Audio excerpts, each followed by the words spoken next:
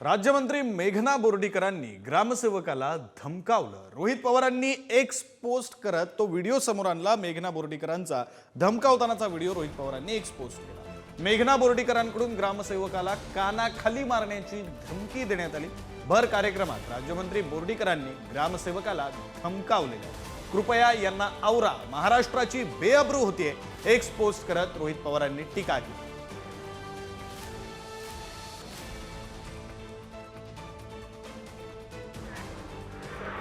किती भरपूर असं चालण्यासारखं कोणाचं काम केलं ना, याद राहा की मेघना बोर्डीकरचा शब्द आहे, कानाखाली खाली लागतात, बिलकुल चालणार नाही काय असे नखरे पगार कोण देते? त्यातलं चमचेगिरी बिलकुल चालणार नाही। आत्ताच्या आत्ता बडतप करून टाकील सांगते। चमचेगिरी कोणाची करायची नाही, याद राख। काय इथं कारभार करतो मला माहिती नाही का? मुद्दाम मी शिव मॅडमला तिथं बोलवलंय, हमाली करायची ना, सोडून दे नोकरी। केंद्र सरकारचे सर्व अधिकारी आणि राज्य सरकारचे अधिकारी असं मिळून घरकुल दिलं जातं। हे कोणाच्या खिशातून दिलं जात नाही आणि कोणाच्या मंत्र्यांमुळे तिथं दिलं जात नाही। पण फक्त कार्यक्रमाला गर्दी नाही केली, 1400 घरकुलं ही त्या गावामध्ये दिली आणि तिथून फक्त 7 ते 8 लोक आली म्हणून मंत्री महोदया चिडल्या। एखाद्या अधिकाऱ्याने चूक केली असेल तिथं असणारा सीईओ, बीडीओ आणि तुम्ही मंत्री म्हणून नक्कीच कारवाई करू शकता, पण लोकात तुम्ही कानाखाली मारण्याची भाषा तिथं करत असाल हे योग्य नाही।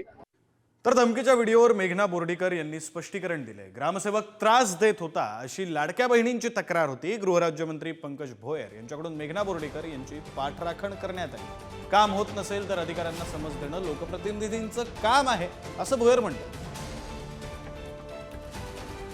मी काय म्हणलंय की कोण पगार देते? शासन पगार देते। कुणाची एकाची चाकरी करू नको हे मी त्यात सांगितलंय।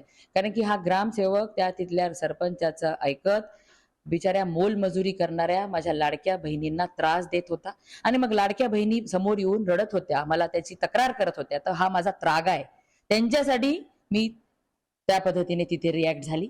आणि त्या वेळेस माझ्या सोबत स्टेजवरती जिल्हा परिषदच्या मुख्याधिकारी होत्या, ॲडिशनल सीओ होत्या, बीडीओ होते, ज्यांना ह्या ग्रामसेवकाच्या बद्दल मी वारंवार सांगत होते।